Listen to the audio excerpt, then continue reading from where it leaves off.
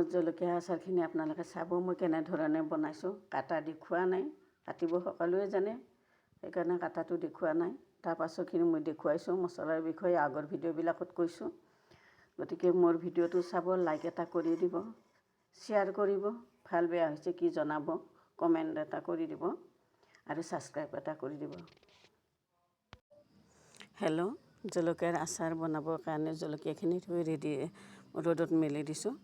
মই জলকীয়া দুটা ধৰণৰ আচাৰ বনাম, সেউজীয়াটো বেলেগ ধৰণে বনাম আৰু ৰঙাটো মই বেলেগ ধৰণে বনাম। সেউজীয়া জলকীয়াখিনিও মই একেলগে কাটি ল'লোঁ। ৰঙা জলকীয়াখিনিতো বনালোৱে, এতিয়া সেউজীয়া জলকীয়াখিনি কাটি লৈছোঁ বনাবলৈ।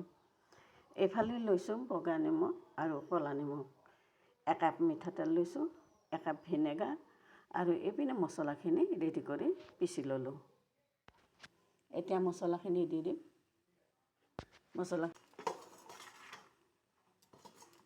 ক'লা নিমখ আৰু বগা নিমখখিনি একলগ কৰি দি দিলোঁ। নিমখ মছলা একেলগে মিলাই ল'লোঁ।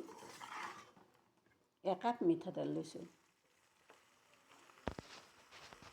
আৰু জলকীয়াখিনি একেলগে বৰ্তমান এতিয়া মিলাই আছোঁ। এতিয়া দিম ভিনেগাৰ একাপ।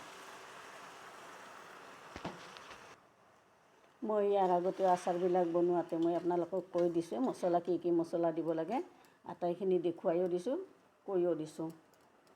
প্ৰতিটো ভিডিঅ'তে মই কৈয়ে থাকোঁ যে মই কাঢ়া ৰ'দত মাত্ৰ 3 দিনহে দিম, তাৰপাছত বটলত ভৰাই থৈ দিম আৰু যেতিয়া মন যায় তেতিয়া খাই থাকিম। জলকীয়াৰ আচাৰখিনি গেছৰ পৰা নমাই আনিলোঁ, এতিয়া ঠাণ্ডা হ'বলৈ দিম। জলকীয়াৰ আচাৰখিনি কেনেকুৱা হৈছে আপোনালোকে চাব, কেনেকুৱা হৈছে জনাব, লাইক কৰিব, ছাবস্ক্ৰাইব এটা কৰি দিব।